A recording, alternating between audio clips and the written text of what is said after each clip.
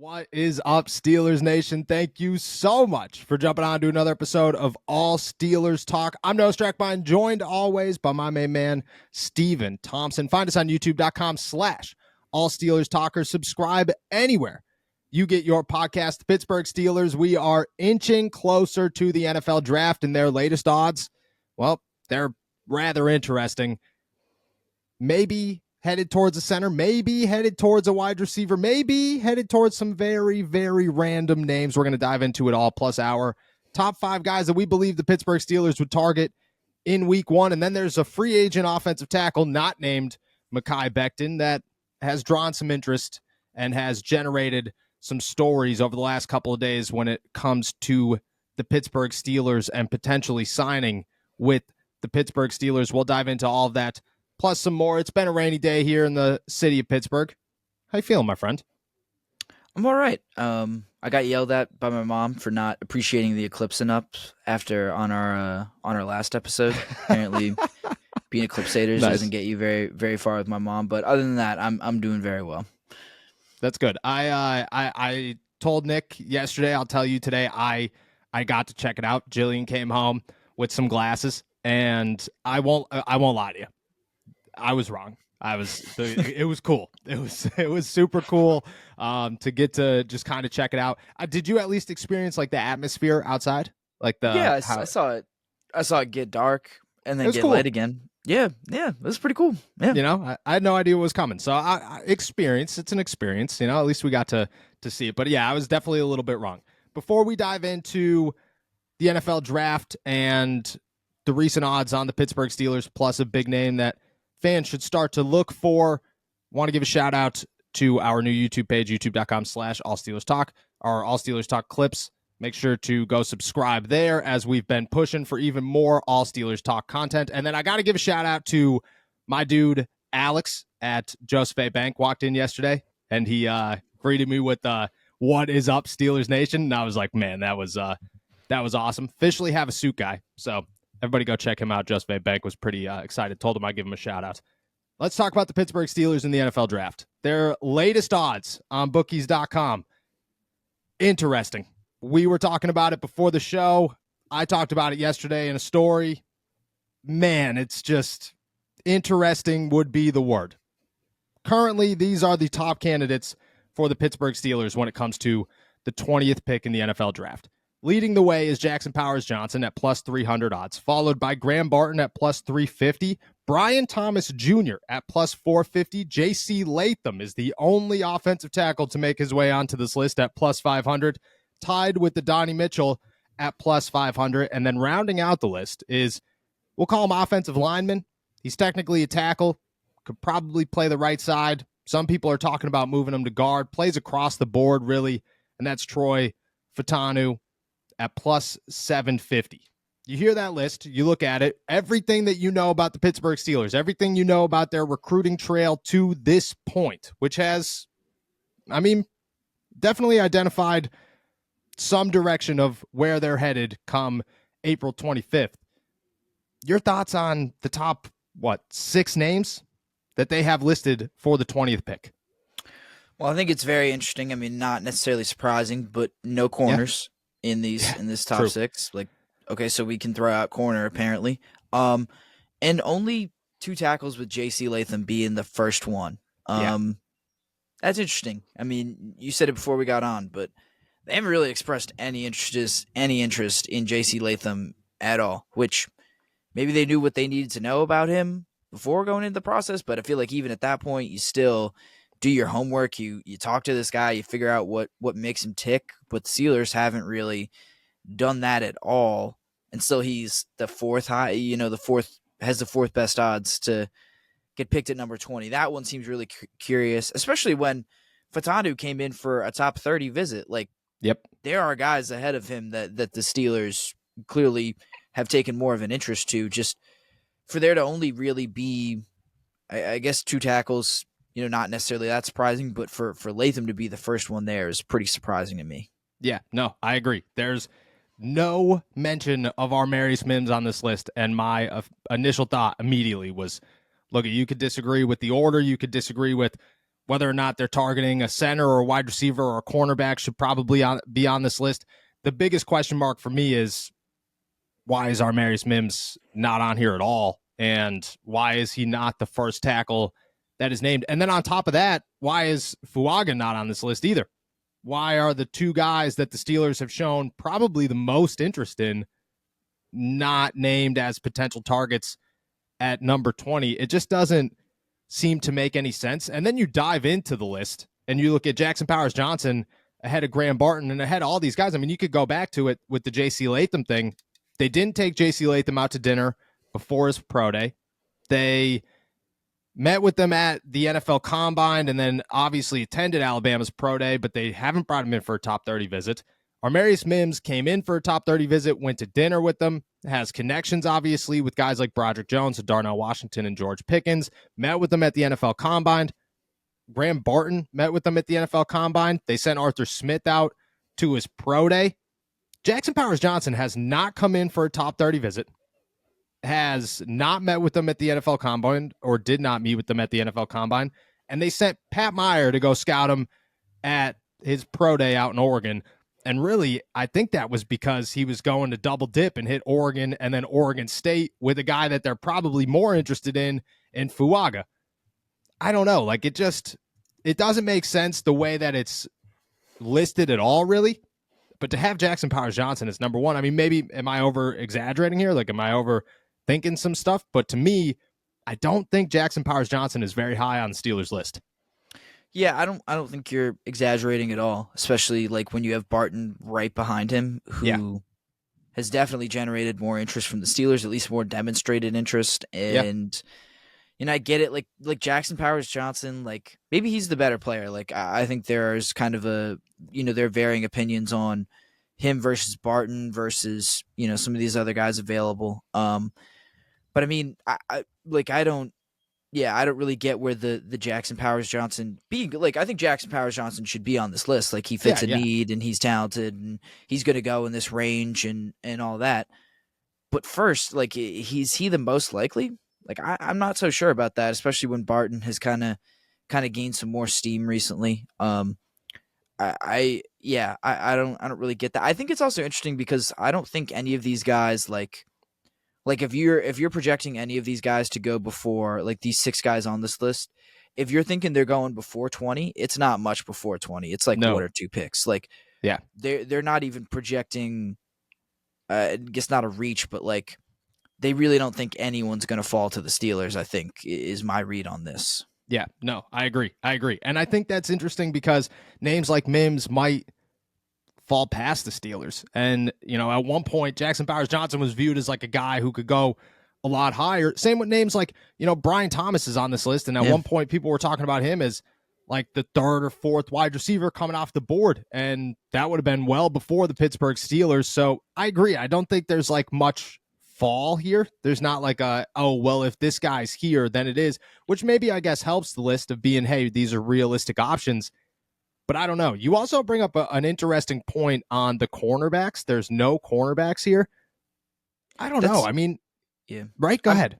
I mean, I think that's just part of what I meant. Like, no guys are going to fall. Like, I think, they expect guys like, Cooper DeJean to go a little earlier than maybe he's generally expected. Same for, Quinion Mitchell too. I mean, like he's not even gonna really approach this range for the Steelers. I mean, I guess like, and it's weird that even like Nate Wiggins isn't on this list. That was the name like, I was thinking of. Like Wiggins and Kool-Aid, like those guys are going to be in this range or be available probably, and they're not even on the board here, which I think is super, super interesting. Just like. Is it just because like they think the Steelers are set at corner? Like I don't think that should really be the logic either. I mean, the Steelers definitely need a corner, and the idea that it wouldn't even be on the board, like 2 wide receivers and no corners is, I don't know. I don't really know about that. That doesn't seem right to me. Yeah, no, look I agree. And I think the order of the wide receivers is very interesting because at least they brought Mitchell in for a top 30 visit. At least they've shown some interest in that guy. And Brian Thomas, they've been very quiet on. Like, it's just like he popped up. Somebody named him to the Steelers at one point, and then it was just, that was it. We're just rolling with Brian Thomas as the guy. but they haven't shown much interest in that. They've shown more interest in the corners. And I mean, they brought Nate Wiggins in for a visit. They went to his pro day. They took Terrion Arnold and Kool-Aid McKinstry out to dinner at Alabama's pro day. I mean, Quinion Mitchell's been a guy that they love. Obviously, Cooper DeJean tested like a freak, but you're probably right. Neither of those guys are going to fall to the Steelers. I just think, like, if I had to guess, if somebody said, are the Steelers going to draft a corner or a wide receiver, my guess would be a cornerback before a wide receiver in the first round. Later in the draft, I have no idea how that's going to fall. But in round one, I think that the Steelers would be a lot more interested in a top corner than they would a guy like Brian Thomas. Maybe not Mitchell, because they've shown interest in Mitchell, but I'm surprised that nobody, and the craziest part is, like, Vegas knows. You know, these guys, they always have a handle on things. So what it says is interesting, but to not have a corner, I mean, maybe I'm wrong, but I would say corner is going to go in round one before the Steelers choose a wide receiver. Right, and I think you make a good point about the ordering of the receivers. Like, Yeah. Brian Thomas, there has really been not even smoke at all. Nope. And it, like, kind of makes sense. I mean, I don't think Brian Thomas, like he's a really good player, but, like, if you're picking between the two of these receivers, like, Mitchell's the guy with a little bit more speed, like a little more twitch. Like, Thomas is basically George Pickens, if I understand it correctly. Like, which, cool, but, like, do you want a second version of that, or do you want something a little bit different to bring your, like, this feels more like just playing the odds, or, like, looking at a big board versus actually looking at what the Steelers need and what they might actually do. I don't feel like this follows the Steelers' tendencies or their pattern of behavior, what they've kind of been doing this offseason. It's just kind of, okay, well, let's look at this big board. Who's going to be available at 20? Here are the guys that maybe the Steelers could look at. But it seems more like it's about, you know, just where guys are going to fall versus what the Steelers actually need. Yeah, I agree. And again, maybe they know more than we do when it comes to where guys are going to be, and maybe we're kind of overhyping some dudes. Here's what I want to talk about next. Size matters. We all know it, and it's important to remember it in times of need. I recently went to a small law firm in hopes of getting the compensation I felt I deserved. I didn't, and to this day, I still think about the money that I may have missed out on. I filled out mounds of paperwork, then waited around for what felt like forever, got phone call after phone call telling me what I did not do right in the process, and it was expensive. All to get underwhelming compensation and almost zero satisfaction. Fortunately, if you ever get seriously injured and want to file a claim, you don't have to go through the same hassle I did. Instead, you can make it way easier by finding out if you have a claim in just a few clicks on your phone and working with America's biggest injury law firm with the promise of being for the people. Here comes Morgan & Morgan, today's sponsor. Morgan & Morgan has over 1,000 attorneys working in all 50 states fighting to get their clients the money they deserve. In recent months, they've achieved verdicts for their clients, including one that is worth $26 million. That is 40 times the highest insurance offer. And they're absolutely free unless you win. I got lowballed. Don't make the same mistake I did. Fighting big companies takes a big firm, and with America's biggest injury law firm, you're ready to take on insurance companies of any size. Don't overthink it. You can start your claim in just a few clicks by following the link in our description or by going to www.forthepeople.com/allsteelers. It only takes a few minutes to find out if you have a case, and if you have, it might be worth millions. When it goes to our picks, you got a big board. You got, if you were creating the odds right now and you said, hey, this is my list of guys that I believe the Steelers would target first and last, if I had to create this is my guess on their first round pick, who would it be? Yeah, I mean, as far as like a top 5 goes, I feel like honestly that Fatanu would be at the top of that list. I think hits the right combination of, could fall into that range, like Fuaga from Oregon State. Like, that's a good one, but, like, I'm not sure he's really going to fall that far. I don't think he's really going to be an option. I'd go Graham Barton after that. I really feel like that's kind of generating a lot of steam. There's some momentum there. Mims, I think Armarius Mims would be next, number 3, and these would all kind of, this top 3 would be real close, and then Yeah. there's like a big drop off between like 4 and 5. Like 4 and 5 would be kind of not last resorts, but like they're picking these fourth and fifth guys because those first three aren't there. Yeah. And I think number 4 would be Nate Wiggins. I just think that's the corner that's going to end up falling to them. So if that's the one that if they want to go corner, that's the one they're going to go with. Mm-hmm. And then I think number 5 would be Adonai Mitchell. Kind of the you got. I feel like I had to put a receiver in there. Yeah. And seems like the most likely one just in terms of range and what they've done scouting him this offseason. So, yeah, that'd be my top 5, starting with Fatanu, Barton, Mims, Wiggins, and then Mitchell. Yeah, my list looks a lot of the same, but I agree. I think that if you're going to add a wide receiver, it's going to be Mitchell. If you're going to add a corner, it's going to be Wiggins. My offensive tackle is probably Mims, but Fatanu makes a lot of sense. My list goes Mims just because, I mean, they've just loved, like from start to finish, he's been like the guy that they've just been fully on board with. And I think it's like realistic that he slides to him. I'm not saying it's their best pick. I'm just saying that that's, if I had to guess today, that's where I'm going. Graham Barton would be number 2.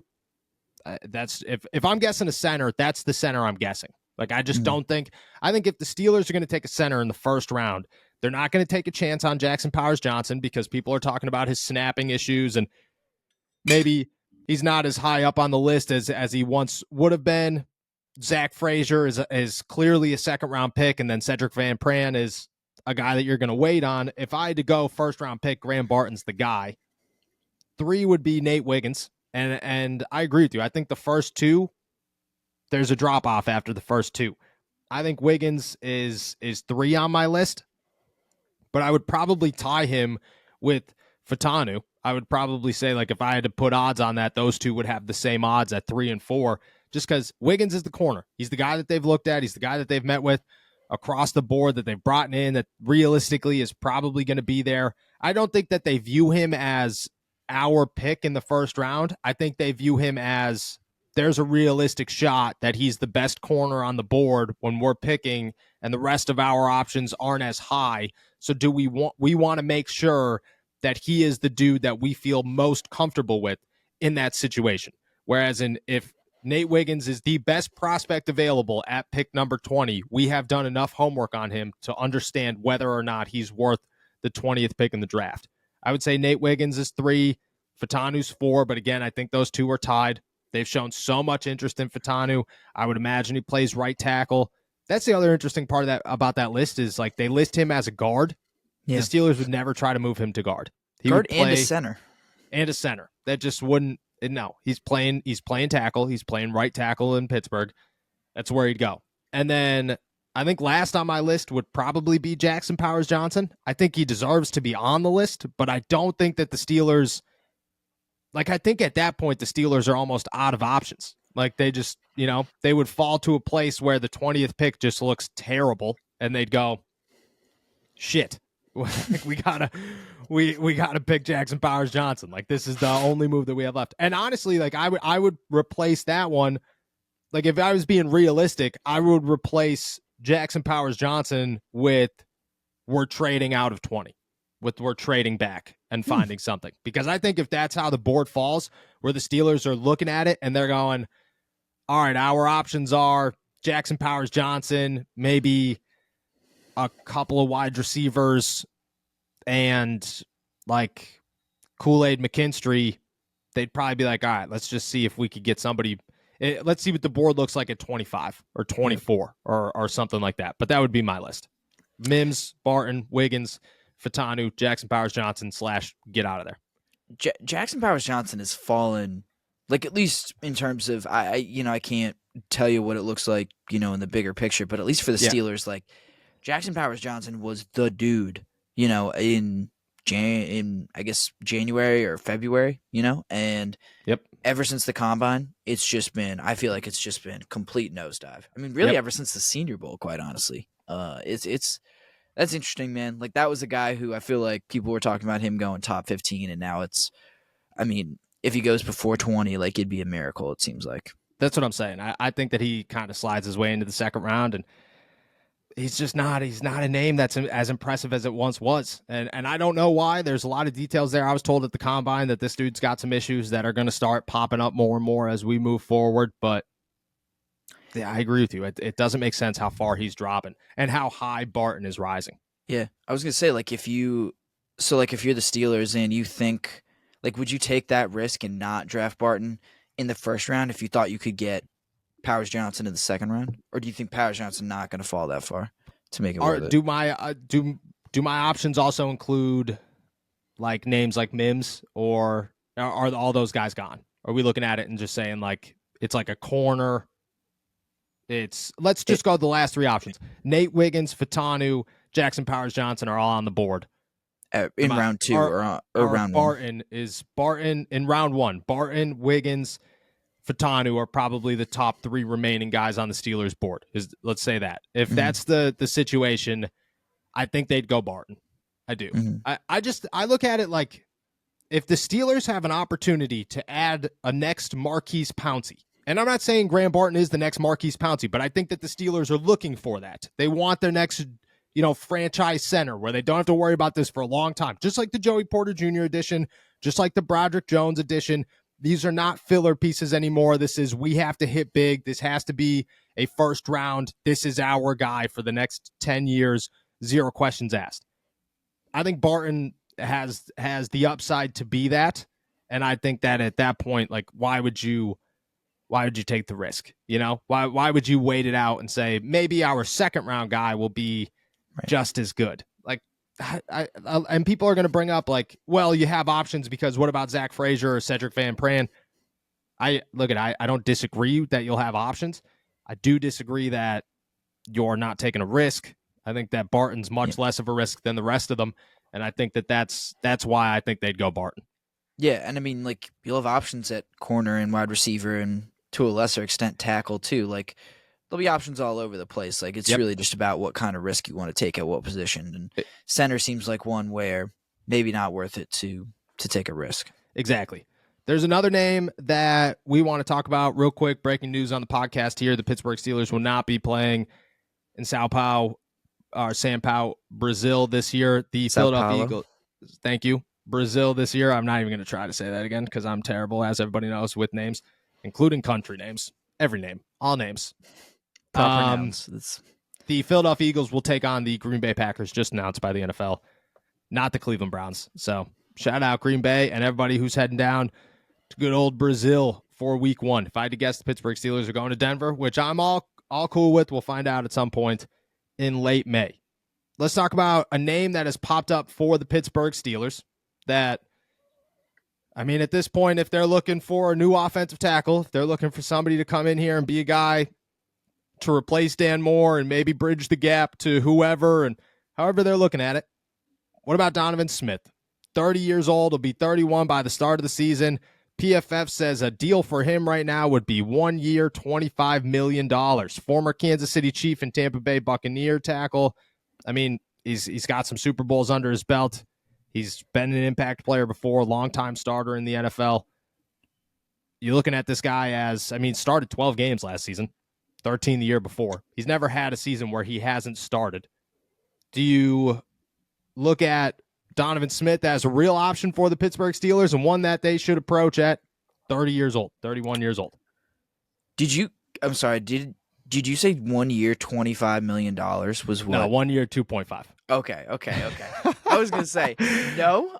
Yeah, no. Sounds good, but if someone else wants to pay that, that's fine. 2.5 seems a little higher than what I would feel really comfortable giving him. I guess it's not that big of a deal. I mean, it's a difference like, I don't know, you'd rather it be like, 2 or 1.75 or something like that. But yeah, for a low cost, a guy who has tons of starting experience, I think, I don't know, he does kind of get penalized quite a bit, like a little more than you might like. Yeah, it's not like horrendous. He's not like the worst, he's not like Jawan Taylor, like but like this is, there might also just be apparently something in the water in Kansas City, because their two starting tackles were like among the two of the most penalized players in all of or offensive linemen in all of football. So I think that's a little concerning, but I think also there's some logic to saying, okay, well, if we get him out of Kansas City, maybe there was just something about the way he was being coached and way that offense was being run. Maybe we can fix that here. So I don't hate it, especially at that price. Like that's super affordable for a guy who's been a pretty consistent starter for his entire career and been a starter on winning teams too. Like that's the other thing. It's like it's not like he's a last he's the last starting tackle in the league, starting for the Carolina Panthers or something like that. Yeah, Like he's won, he's been successful, he's been a part of winning teams, and I think that has some value as well. I don't hate it. I still like.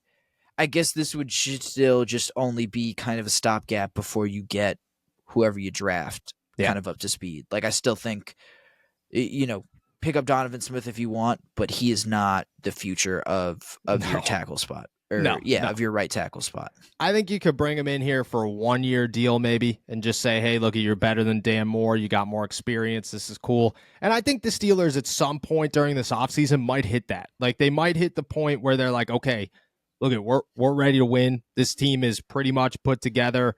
We have a weak link at left tackle, or I guess right tackle if Broderick Jones is going to move back to the left side. We got to fill it. And if that's how they're looking at it, then Donovan Smith is a good option. He's a guy who's won Super Bowls, who's been a longtime starter, who's a reliable starter. This is a guy that's going to come in here and give you quality reps and be a guy who's a proven commodity in the NFL.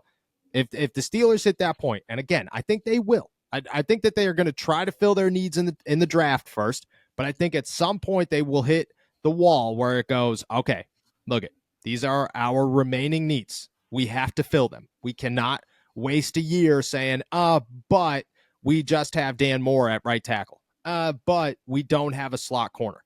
You have to be able to fill them. And I think they're going to hit that point. They're hunting for a Super Bowl. This is a Super Bowl team this year for the Pittsburgh Steelers. That's what they're looking for. And they're not going to take any risks. But I think right now they want to fill it in the draft. And they'd say, cool. I don't believe that Dan Moore is like your starter for the Steelers this season unless he absolutely has to be. And I don't think that they're going to hit a point where he absolutely has to be unless everything kind of goes like Donovan Smith's not signing before the NFL draft. There's no chance. Like this guy's showing up in training camp, ready to go. Team. I could see the Steelers with how aggressive Omar Khan is. I could see the Steelers going through round 1, not getting a tackle, going through round 2, not getting a tackle. And before the end of day 2 of the NFL draft, they've signed Donovan Smith. Boom. I could see that being a thing. But before the draft, I don't think it's there. I think it's a point where they go, okay, we didn't get our guy. Now let's do this. That's how I see that move happening. Yeah, I mean, that'd make a lot of sense. And I think it would free them up to make some other moves as well. Like just to, like it gives you a little bit more breathing room in the draft. You don't have to stress over like, well, I mean, we could get a tackle on day 3 or we might not have to go round 1 or do we have to go round 1? And then, our round 1 guy is, sitting on the bench for the first 5, 6, 7, 8 weeks. Like who knows, first year maybe. And we're waiting to get him involved. Like it just opens up their draft strategy, takes one need, not completely off the board, but there's not a desperation to get in a Mims or a Fatanu or something like that. So I really like it in that sense. It's man, it's just like I don't know if I necessarily like when you say Dan Moore is their starting tackle, isn't their starting tackle unless he has to be. Like, does that include like if they take do you think Mims or Fatanu or even if they get him Fuaga like would be ready day 1, or are they sticking with Dan Moore to like in week 1 to say like we got to give this rookie a chance to catch up to things? No, I think if they draft somebody in round 1, that's their day 1 starter. Just because I think that Broderick's going to go back to the left side and Dan can't play right side. Like he's got no ability to play right. I mean, you watched him last year. He's not good playing the right side. So I think that they take the hiccups of a rookie over the struggles of Dan Moore playing the right side. And I don't think it's a perfect solution, but I also think that rookies come in here a lot more ready to play on the offensive line than a lot of other positions.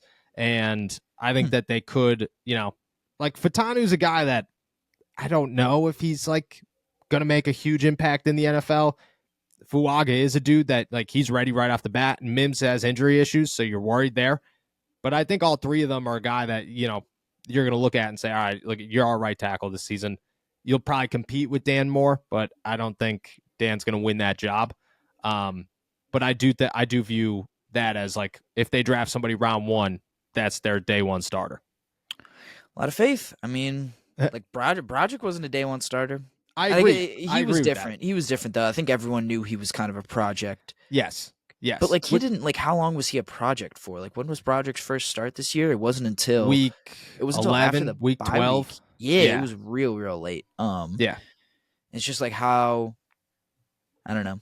I think in Broderick's case though, I think what allowed the Steelers to kind of wait is the fact that Dan was the left and Chooks was the right, and they were comfortable with that. I think this year it's different just because they don't want Broderick to be a right tackle. They want him to be a left tackle. So I think they'll allow Dan to get an opportunity at the right side. I think they'll it'll be pole position to start at right tackle, but I don't think he's going to win that job. Mm-hmm. Yeah. That makes sense. Because like you're prognosticating out a little bit. Like Dan will have his chance to compete, but if we've seen Dan play right tackle before, can't really expect on a massive leap forward this year. No, exactly. And I think they'll give him an opportunity, but I just don't think he's like, I don't think they're going to draft somebody and then like Dan's going to be gone like the next hour. It's like, all right, well, we got him. Sounds good. See you later, Dan. Have a good one. Appreciate you. But I think that I don't think it's going to work out the way that they hoped for it to. But again, we'll see. In the meantime, Donovan Smith, I think, is an option, but I think it's after the NFL draft, and if the Steelers are really looking to kind of add some quality talent, and Dan's just not in a place where they believe he could be. With that said, we're heading out of here, guys. Thank you so much for jumping on to another episode of All Steelers Talk. Make sure to subscribe to us on YouTube, youtube.com/All Steelers Talk. Check us out anywhere you get your podcast. And as always, find all of our stuff at si.com/NFL.Steelers and si.com/college/Pittsburgh. We will be back tomorrow. Enjoy a rainy but a beautiful day in the Berg. Peace.